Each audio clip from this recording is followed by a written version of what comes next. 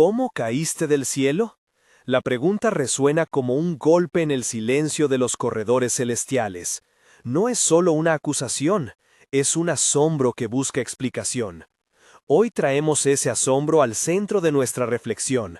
El Espíritu Santo en la guerra celestial y la verdad oculta, o más bien poco explicada, que se ha tejido en torno a los llamados 40 días de rebelión.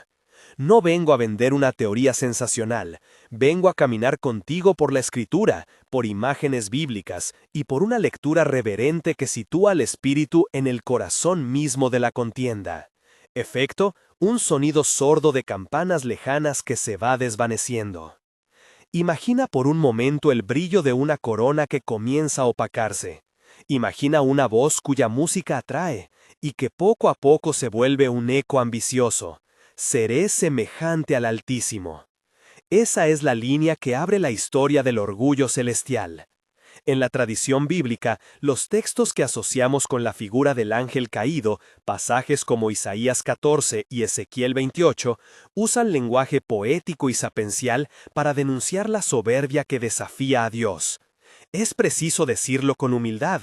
Algunos de esos pasajes son poemas dirigidos a reinos humanos, a reyes terrenales, y sin embargo, la interpretación cristiana histórica ha reconocido en ellos la figura de un ser cuya ambición quiso usurpar la gloria que pertenece solo al Señor. No hacemos de esto un cuento, lo leemos como advertencia. Pausa breve. La Biblia no nos da un diario minuto a minuto de una batalla celestial. Lo que sí nos regala son imágenes, tensiones y patrones. Luz que vacila, tronos que tiemblan, coronas que caen. En esos poemas y en las visiones apocalípticas encontramos huellas de una contienda por la fidelidad, por la autoridad y, en último término, por la redención de la creación. Y en medio de esas huellas aparece una figura que a veces sorprendemos poco en el centro del relato: el Espíritu Santo. ¿Qué hacía el Espíritu cuando la arrogancia se extendía? ¿Cómo interviene quien es, según la Escritura, el Consolador, el que guía a la verdad y el que convence al mundo de pecado, de justicia y de juicio? Juan 16:8. Esa es la cuestión que vamos a desentrañar, con respeto por la Escritura y por la historia teológica que la ha interpretado. Antes de avanzar, si esta palabra te toca y quieres seguir profundizando en enseñanzas que buscan abrir la Escritura con reverencia, suscríbete y activa la campana para no perder las próximas entregas. Volvamos a la escena. El inicio de la rebelión no fue un acto trivial, fue una erosión interior que se tradujo en decisión colectiva. En los términos de la Escritura, el pecado nace en el corazón y luego se hace visible en actos. La tradición que denomina a este ser Lucifer o el lucero de la mañana entronca con imágenes de brillo y de caída, Isaías 14:12. Pero debemos recordar que los profetas hablan con metáforas. La caída de un reino humano puede servir para exponer la raíz espiritual de la soberbia en el cosmos. Al leer, debemos distinguir entre lo poético y lo proposicional, entre la imagen y la doctrinalidad. En ese entorno de seducción, un brillo que encandila hasta perder la perspectiva, se dio un proceso contagioso. Un líder caído no actúa en soledad. Su caída tiende a arrastrar multitud. Aquí aparece un punto crucial para entender por qué la narración bíblica vuelve una y otra vez al motivo de la prueba. La libertad creada, incluso en el orden angelical, puede elegir. La Escritura no presenta un cosmos mecanicista, presenta libertad que puede alabar o traicionar a su Creador. Y cuando el mal se condensa, lo que está en juego no es solo poder, está la verdad sobre la fidelidad de la creación al Señor. Efecto: coro bajo, cuerdas tensas. ¿Dónde está, pues, el Espíritu Santo en este paisaje? No como espectador ni como mera fuerza impersonal, sino como persona que persuade, enseña y restaura. El Espíritu no es un recurso táctico, es el mismo aliento divino que sostiene toda comunicación relacional entre Dios y sus criaturas. En la Escritura, el Espíritu mueve a los profetas, infunde sabiduría, empuja al arrepentimiento y trae luz donde reina la confusión. Pensemos, Si la rebelión era un intento de usurpar la gloria divina, el remedio no podía ser solo castigo. Tenemos que recordar la naturaleza redentora del plan de Dios. Tenía que involucrar la verdad, la convicción y la oferta de restauración que solo el Espíritu puede traer con eficacia. Permíteme aquí una pausa exegética breve. Cuando hablamos de 40 días debemos ser cuidadosos. El número 40 en la Biblia sirve frecuentemente como figura de prueba, de preparación o de juicio. Moisés subió al monte durante 40 días, Éxodo 24:18. Elías caminó 40 días hasta Horeb, 1 Reyes 19:8.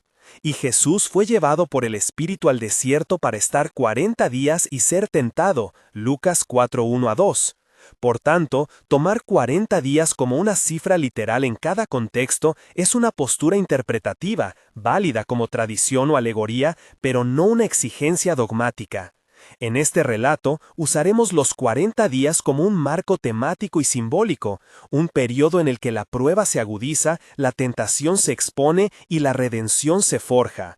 Cuando más adelante tratemos el motivo día por día, lo haremos reconociendo que es una lectura interpretativa que busca iluminar el significado espiritual del conflicto, no imponer una cronología histórica absoluta. Pausa y susurro, el espíritu. Volvamos a la escena. En los primeros instantes de la rebelión, la estrategia de la corrupción fue sutil, no una insurrección clamorosa de trompetas rotas, sino un lenguaje que poco a poco convenció. Reinterpretar la gloria divina como algo que podía ser reclamado por cualquier criatura capaz de proyectarla. Es la vieja lógica del orgullo que transforma un don en un derecho. Lo recibido pasa a ser exigido.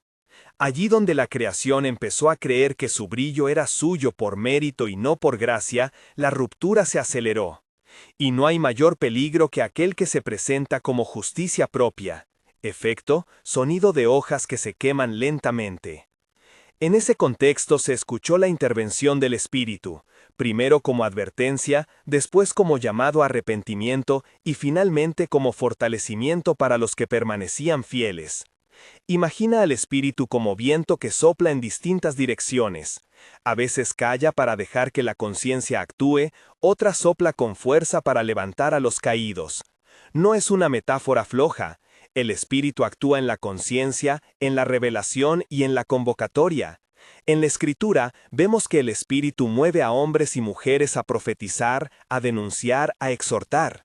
No es irracional suponer que, en una contienda espiritual de tal magnitud, la acción del Espíritu se manifestó a través de avisos interiores, de impulsos colectivos y de la confirmación de la verdad entre los fieles.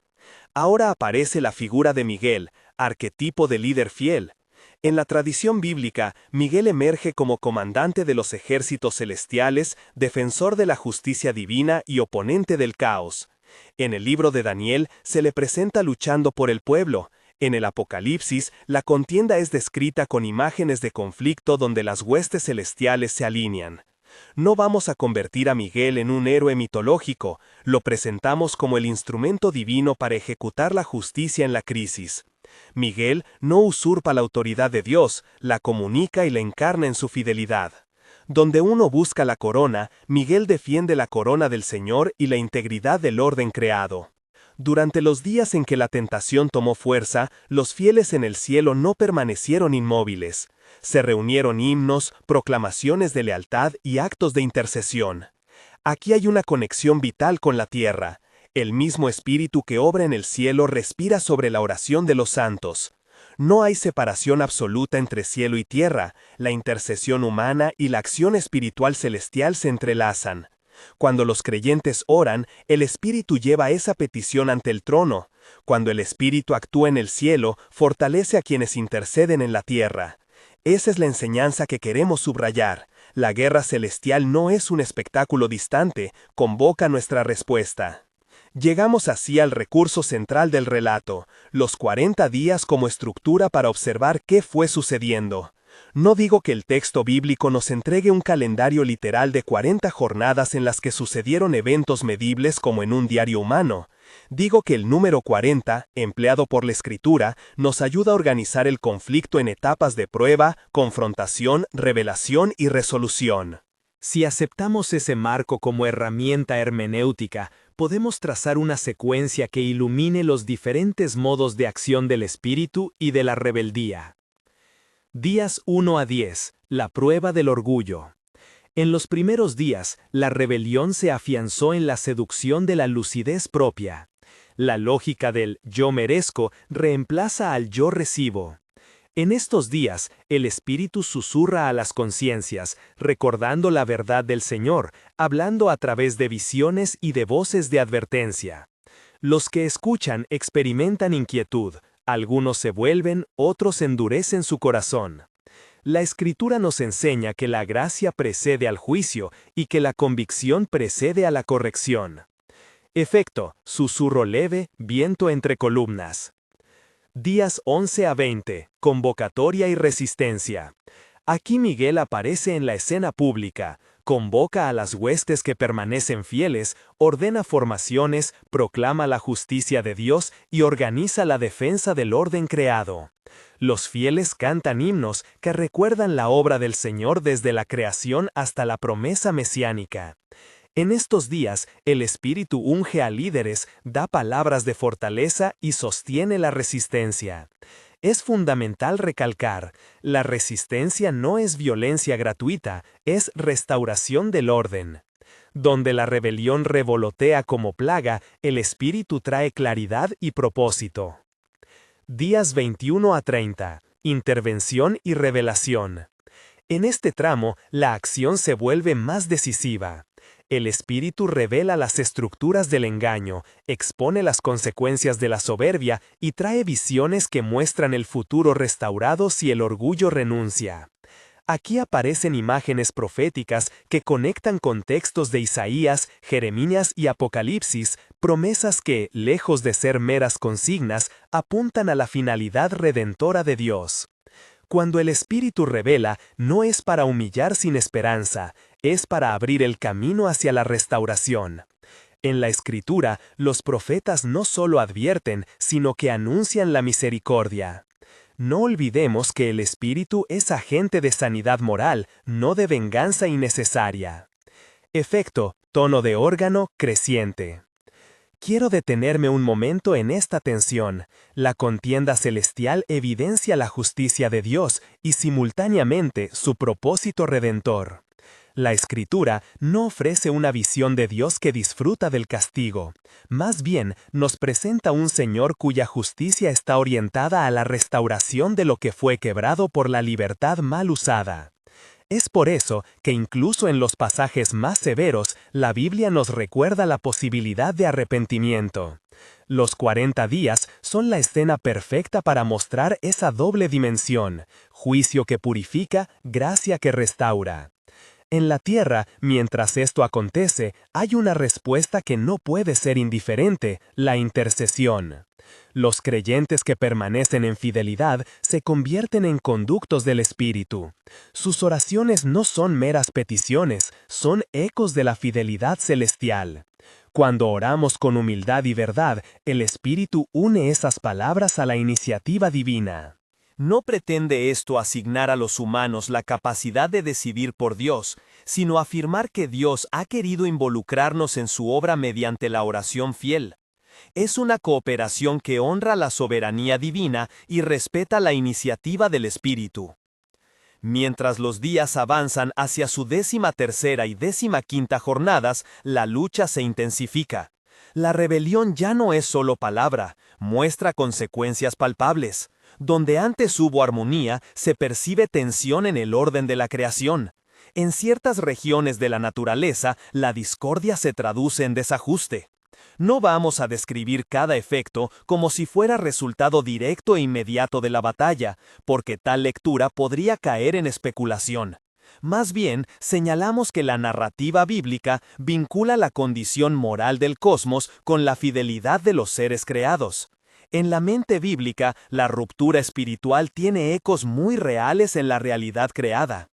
Y es aquí donde, con intensidad renovada, aparece la voz del Espíritu como llamado a la comunidad fiel. No teman, permanezcan fieles. No es una orden fría, es una convocatoria a permanecer en comunión, a no ceder al desaliento. El Espíritu consuela, fortalece y recuerda la palabra del Señor. En cada generación, los creyentes que han oído ese susurro han encontrado fuerzas para resistir la trampa del orgullo. El Espíritu no impone, sino que persuade, ofrece gracia suficiente para volver a rendir la corona al único que merece reinar. Mientras la contienda transcurre, surgen preguntas que no podemos evadir. ¿Por qué dejó Dios que la libertad existiera con riesgo de rebelión? ¿No hubiese sido más seguro crear seres incapaces de pecar? Estas preguntas han ocupado a teólogos y a creyentes. La respuesta, tan sobria como misteriosa, apunta a la idea de relación. Dios crea para compartir su gloria en libertad, no por coacción. La dignidad del amor implica posibilidad de rechazo. El riesgo es real. La redención, por su parte, se convierte en la obra más sublime de la gracia, restaurar lo que fue perdido sin negar la libertad que justifique el amor genuino. En esos días intermedios, la batalla adquiere tonos jurídicos y pastorales a la vez. Miguel representa la defensa, el Espíritu representa la misericordia efectiva. La creación siente el tirón de ambos principios. Y en medio de esa tensión hay una voz que llama a la remediación, la promesa de que al final la fidelidad prevalecerá.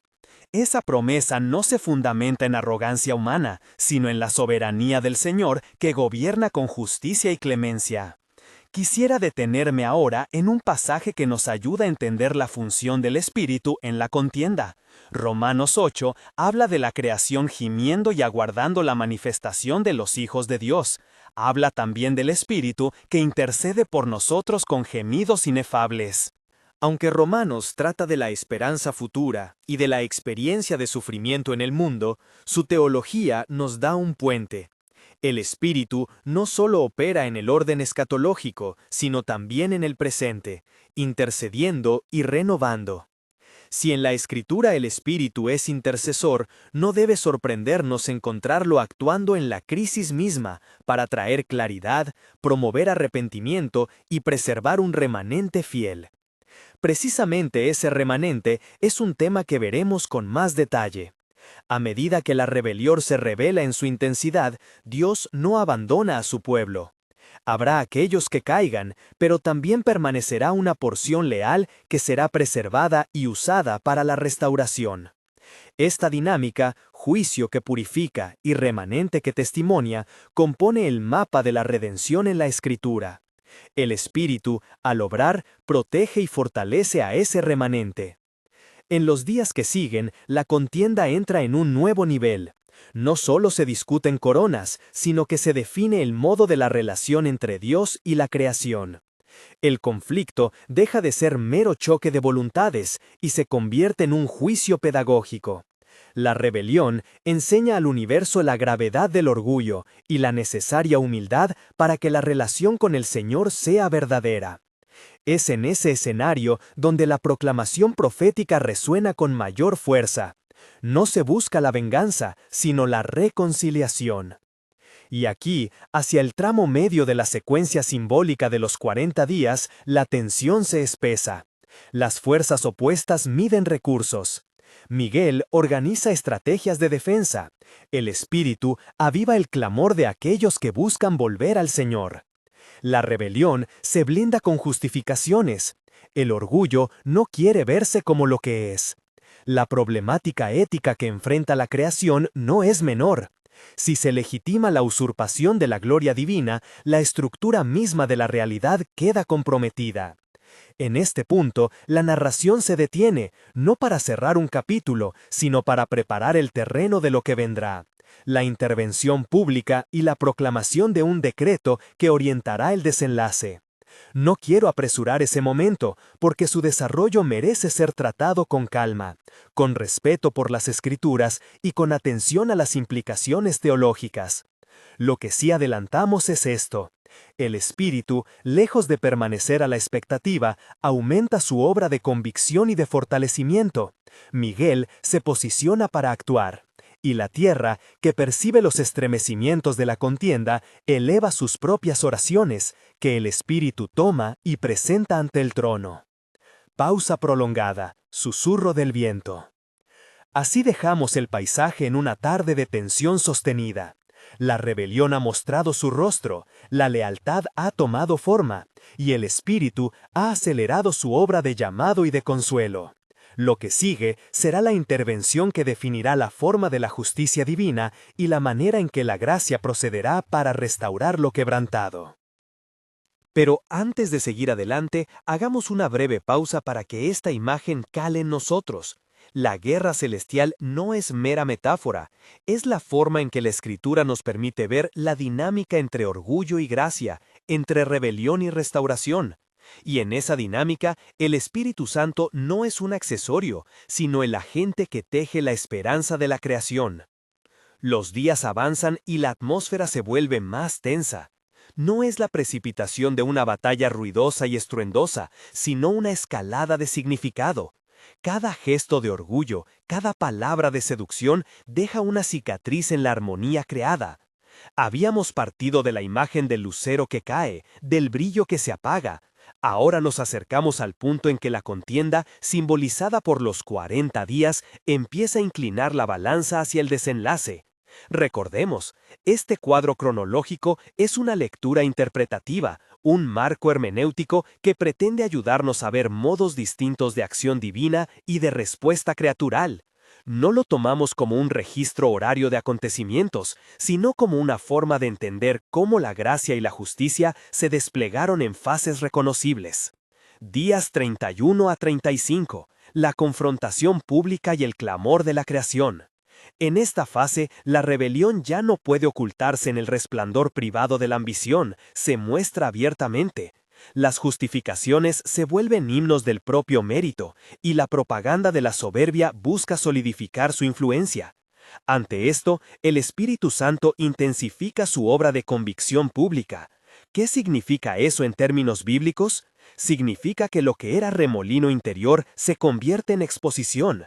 Las estructuras del engaño son desenmascaradas y la percepción de la verdad se amplifica. En las Escrituras, el Espíritu convence al mundo de pecado, justicia y juicio. Juan 16:8. No es un juicio puramente externo. Primero revela la raíz, habla a las conciencias y luego sostiene a los que se niegan a ceder. Imagina la escena. Donde antes había armonía, se percibe protesta. Donde había una sinfonía, aparece un hueco discordante. Los fieles, esos cuyos corazones aún reconocen la única corona legítima, se reunieron en actos de lealtad. Cantos antiguos volvieron a resonar, proclamas que recordaban la fidelidad creadora de Dios se volvieron escudos contra la mentira.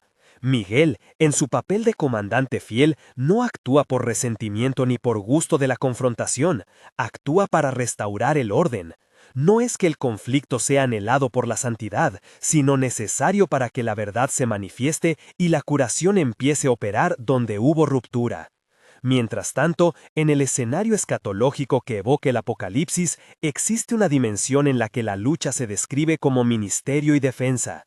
En el libro de Daniel, Miguel es presentado como protector del pueblo, Daniel 12:1. En el Apocalipsis, una contienda es representada donde las huestes celestiales se alinean, Apocalipsis 12:7-9. Estas imágenes no deben ser forzadas en cronologías humanas, pero sí nos permiten ver un patrón. Dios suscita instrumentos de fidelidad y a la vez ofrece aliento por medio del Espíritu para que la verdad pueda ser sostenida en la dificultad. Días 36 a 38. La intensidad de la intercesión y la correspondencia entre cielo y tierra. A medida que la contienda alcanza su punto álgido, algo decisivo ocurre. La conexión entre la intercesión humana y la acción celestial se vuelve innegable. He aquí una verdad robusta y al mismo tiempo humilde. Dios no actúa como si los seres humanos fueran espectadores sin papel. En su sabiduría ha dispuesto que nuestras oraciones, cuando nacen de corazones humildes y entregados, sean tomadas por el Espíritu y llevadas ante el trono. Romanos 8 nos presenta esta verdad con belleza teológica. El Espíritu mismo intercede por nosotros con gemidos que no pueden ser expresados en palabras. Romanos 8, 26 a 27. Si esto es cierto para la experiencia del creyente en el tiempo presente, ¿por qué no esperar que fuera igualmente cierto en una crisis cósmica? Las voces fieles desde la tierra y desde el cielo se combinan en un único clamor que exige justicia y suplica restauración. No estamos diciendo que los humanos decidan la voluntad divina, eso sería desvío teológico. Afirmamos con humildad que Dios en su soberanía ha elegido operar mediante medios relacionales, la intercesión, el arrepentimiento y la fidelidad. Cuando los justos oran, el Espíritu une esos ruegos a la iniciativa divina. La oración se convierte en canal de cooperación, no en sustituto de la soberanía. En los momentos clave de la contienda, ese canal irradia poder no porque la oración obligue a Dios, sino porque Dios honra a quienes se colocan bajo su voluntad y permiten que Él actúe por ellos. Días 39 a 40. Decreto, expulsión y la revelación del propósito redentor. En el tramo final de nuestro marco simbólico llega el desenlace. No se presenta como una catarsis de venganza, sino como la aplicación justa del decreto que preserva el orden creado y al mismo tiempo abre posibilidad de restauración.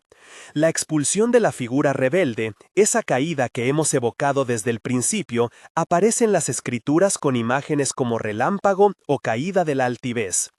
En Apocalipsis y en los textos proféticos, la derrota del orgullo se enmarca dentro de la ejecución del juicio divino y de la vindicación de la gloria legítima del Señor. Es importante subrayarlo con cautela teológica. Al hablar aquí de expulsión, no afirmamos detalles que la Escritura no nos da. No tenemos un inventario pormenorizado de lugares, ni una cronología diaria verificada. Lo que afirmamos sí con convicción es que la justicia de Dios, sostenida por el compromiso con la verdad, actuó. Días 39 a 40. Decreto, expulsión y la revelación del propósito redentor. En el tramo final de nuestro marco simbólico llega el desenlace. No se presenta como una catarsis de venganza, sino como la aplicación justa del decreto que preserva el orden creado y al mismo tiempo abre posibilidad de restauración. La expulsión de la figura rebelde, esa caída que hemos evocado desde el principio, aparece en las Escrituras con imágenes como relámpago o caída de la altivez. En Apocalipsis y en los textos proféticos, la derrota del orgullo se enmarca dentro de la ejecución del juicio divino y de la vindicación de la gloria legítima del Señor. Es importante subrayarlo con cautela teológica. Al hablar aquí de expulsión, no afirmamos detalles que la Escritura no nos da. No tenemos un inventario pormenorizado de lugares, ni una cronología diaria verificada. Lo que afirmamos sí con convicción es que la justicia de Dios, sostenida por el compromiso con la verdad, actuó.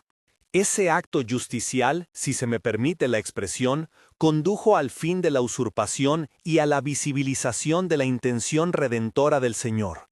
Porque, en la economía divina, la justicia no destruye sin propósito, posibilita la rehabilitación. En ese momento culminante, el Espíritu Santo desempeña un papel determinante. No es mero actor secundario ni fuerza neutra, es quien asegura que la justicia no sea mera retribución, sino que responda a la finalidad de la restauración. El Espíritu consuela a los que sufren, fortalece a los que permanecen fieles, y dispone condiciones en las que la reconciliación puede comenzar a darse. Vemos aquí la tensión delicada entre juzgar y restaurar. Dios preserva su santidad, y a la vez no anula la dignidad de la creación en su propósito de reparación. Esa doble dimensión explica por qué, aun en los pasajes más severos, la Escritura suele traer la palabra del perdón y de la esperanza. La imagen de la caída es también un espejo que nos interpela. Si el relato muestra la radicalidad del hecho de caerse del cielo, nos recuerda que el peligro más grande para cualquier criatura es confundir su lugar con el de aquel que es la fuente de todo ser. La lección divina no es humillar por humillar, sino despertar a la verdad. La libertad es don que implica responsabilidad. Y la restauración que sigue a la sanción busca que la libertad sea regenerada para un fin justo y santo. Tras la caída, la creación inicia un proceso de rehabilitación. Es un momento de ordenamiento. Los tronos se restablecen bajo la única autoridad legítima. La armonía, aunque herida, comienza a recomponerse. El espíritu trenza los hilos sueltos de la relación entre Dios y su mundo. No se trata de un retorno a un estado original sin memoria, se trata de una nueva forma de fidelidad construida a partir del reconocimiento de lo que se perdió. En la economía de la gracia, la experiencia del dolor no se desperdicia. El sufrimiento pedagógico entrega lecciones que sirven para la fidelidad futura. Quisiera ahora detenerme en cierta preocupación que puede surgir al escuchar esta narración. ¿No es todo esto demasiado cósmico, demasiado distante de nuestras realidades cotidianas? ¿Qué tiene que ver, en la práctica, la caída de un ser angelical con la vida de la Iglesia y de cada creyente? Aquí vuelvo al vínculo que hemos venido subrayando. La contienda celestial no es espectáculo que solo observa la humanidad. Es relato que define cómo opera la verdad en lo más íntimo de los corazones. La escisión entre cielo y tierra, en la perspectiva bíblica, es una ficción teórica. Dios opera en y mediante la materia, en y mediante la historia humana. Cuando la rebelión atentó contra la integridad de la creación, las consecuencias se dejaron notar en ámbitos que hoy podemos reconocer: la tentación, la división, la facilidad para justificar el orgullo. Entonces, ¿cómo responde el creyente hoy? ¿Qué lecciones prácticas debemos aprender de este conflicto que, en sus tramos simbólicos de 40 días, nos revela la acción del Espíritu? Permíteme listar y explicar algunas aplicaciones concretas, prácticas y verificables que surgen de la narrativa. Primera acción: cultivar una vida de discernimiento y examen de conciencia. El orgullo raramente entra por la puerta principal. Llega en pequeñas convicciones. Merezco esto, mi servicio es superior, mi agenda es la que importa. Dedica tiempo diario a revisar tus motivos. ¿Buscas honor para Dios o para ti? Una práctica sencilla es cerrar el día con 30 segundos de silencio y preguntar al Espíritu qué motivaciones han guiado tus decisiones. El Espíritu, siendo el que convence de pecado, puede iluminar lo que nuestras justificaciones encubren. Segunda acción: desarrollar una disciplina de oración intercesora que conecte con la obra del Espíritu. No toda oración es intercesión transformadora. Orar con humildad, con persistencia y con la palabra como referencia enlaza nuestra súplica con la acción del Espíritu. Hazlo en comunidad cuando sea posible. La cooperación de creyentes crea un eco que es llevado por el Espíritu al trono. No prometemos que la oración cambie automáticamente la historia en términos políticos o económicos, pero sí afirmamos con la Escritura que Dios responde y actúa en la historia cuando sus hijos claman en dependencia de Él. Tercera acción: cultivar el hábito de la lectura bíblica contextual y formativa. La Escritura no es un museo de historias, sino una biblioteca viviente que conforma el juicio moral y la visión escatológica del creyente. Leer pasajes sobre la soberanía divina, sobre la obra del Espíritu y sobre la experiencia del remanente fortalece la visión correcta. Busca versiones serias, RVR 1960, NBI, y consulta comentarios que respeten la ortodoxia cristiana. Evita atajos que conviertan narrativas escatológicas en teorías conspirativas. Cuarta acción: practicar el arrepentimiento público y la reconciliación cuando sea necesario. La narración de la caída nos recuerda que el pecado suele socializarse. Cuando el orgullo se instala, corrompe estructuras. En contextos eclesiales y personales, la reparación puede requerir confesión honesta y restitución. El Espíritu facilita ese proceso cuando la comunidad se humilla y busca restauración para el bien común. Quinta acción: vivir en la dependencia continua del Espíritu mediante disciplinas espirituales.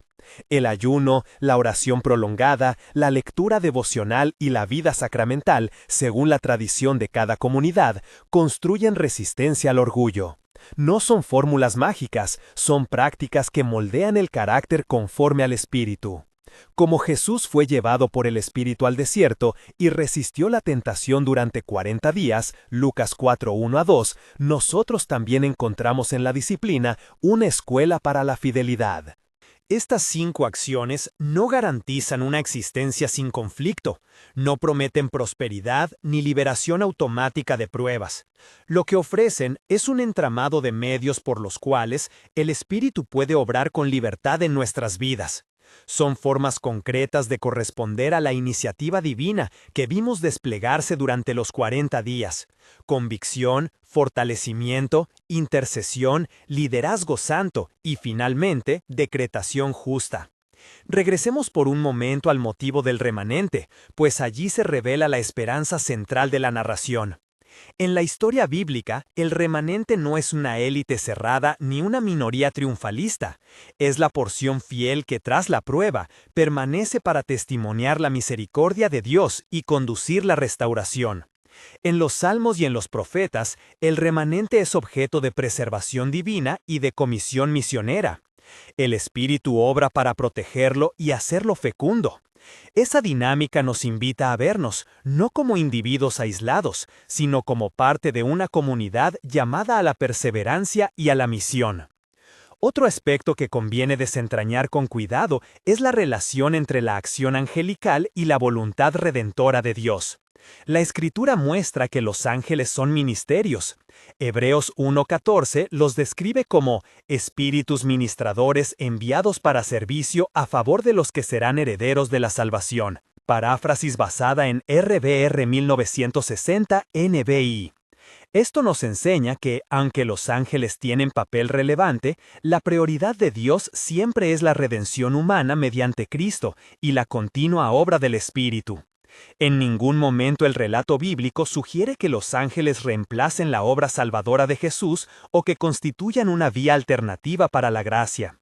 Es pertinente, en este punto, recordar que la contienda fue también pedagógica para la creación.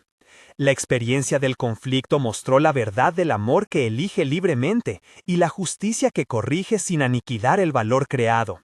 Si el propósito de Dios fuese únicamente preservar un orden sin libertad, no habría necesidad de redención. En cambio, su plan es mayor: rehacer la libertad en fidelidad. El Espíritu aparece, una y otra vez, como el agente que posibilita esa transformación, tejiendo arrepentimiento y convicción con restauración práctica. Al entrar hacia el cierre de este recorrido, permitamos que algunas imágenes finales se asienten en la mente. La corona devolviéndose al único digno, las alas descansando en un nuevo orden de humildad, el Espíritu como viento que sigue moviéndose sobre las aguas de la historia. Estas imágenes no son mera estética, son enseñanzas teológicas condensadas. Nos recuerdan 3 verdades finales. Dios es soberano, la libertad supone riesgo y la gracia es más poderosa que la soberbia. ¿Cómo responder ante esa triple verdad en nuestro hoy? Regresando a lo práctico, propongo 3 posturas concretas que creemos coherentes con la obra del Espíritu demostrada en la contienda. 1. Vigilancia espiritual sin paranoia. Estar alertas al orgullo propio y comunitario, no convertir la vida cristiana en obsesión conspirativa. La vigilancia aquí es una atención humilde y continua, no un miedo persecutorio. 2. Intercesión activa. Comprender la oración como participación real en la obra de Dios, sin prometer resultados automáticos. La fe que ora confía en el carácter de Dios y se somete a su voluntad.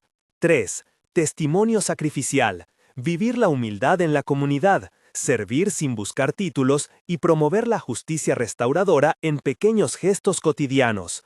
Antes de cerrar con una breve oración, es necesario reiterar una aclaración hermenéutica. El motivo de los 40 días fue adoptado en nuestro relato como un marco simbólico. No se afirmó en ningún momento su historicidad absoluta. Se ha presentado como una lectura que ayuda a comprender fases de prueba, de convocatoria, de revelación y de resolución. Si alguno escucha esto y busca cronologías exactas o detalles pormenorizados, los invitamos a estudiar las Escrituras con calma, a consultar comentarios serios y a mantener una actitud de humildad teológica. Las imágenes proféticas y apocalípticas a menudo operan por tipología y simbolismo. Ahí radica su riqueza, no en su capacidad de ser convertidas mecánicamente en reportes históricos. Ahora miremos a la Tierra por última vez en esta exégesis narrativa. La guerra celestial, aunque tuvo su desenlace, dejó lecciones para la vida humana. Nos ha enseñado que la libertad es preciosa, que la fidelidad es costosa y que el Espíritu Santo es el regalo divino que nos enseña a vivir en dependencia y verdad. Nos convocó a responder, a arrepentirnos donde haga falta, a orar sin desfallecer, a practicar la humildad y la justicia que construyen comunidad. Con ese espíritu, inclinemos el corazón en una oración breve y pastoral, dirigida al Dios que envió su espíritu para que la creación no se perdiera en su caída. Oraré en segunda persona, como corresponde. Señor, Padre soberano, te damos gracias porque ni siquiera en las grietas de la rebelión dejaste de obrar. Espíritu Santo, pedimos tu convicción en nuestras conciencias, sopla con claridad donde la soberbia nos ha nublado. Señor Jesús, que asumiste nuestra fragilidad para redimirla, enséñanos a rendir la corona que no es nuestra y a vivir para el reino. Danos un corazón dispuesto al arrepentimiento y manos dispuestas al servicio. Protégeme a mí y a tu pueblo, fortalece al remanente que fielmente busca tu rostro, y usa nuestras oraciones como puente para tu obra de restauración. No prometemos cambiar el mundo por nuestras fuerzas, pero sí nos ofrecemos como instrumentos en tus manos. En el nombre del Padre, del Hijo y del Espíritu Santo. Amén. Si esta enseñanza te ha hablado al alma, te invito a hacer dos cosas que nos ayudan a seguir produciendo contenidos de calidad. Comparte este video con al menos 5 personas que caminan contigo en la fe, y deja en los comentarios cómo esta reflexión confrontó tu vida. ¿Qué paso de humildad necesitas dar hoy? ¿En qué área has sido tocado por el Espíritu? Compartirnos tu respuesta será aliento para otros. Gracias por acompañar esta reflexión sobre el Espíritu Santo en la guerra celestial, la verdad oculta sobre los 40 días de rebelión. Permanece vigilante, ora sin cansarte, y confía en que el Espíritu, que convence y que restaura, está presente en la historia y en tu corazón. Que la paz y la gracia del Señor te acompañen hoy y siempre.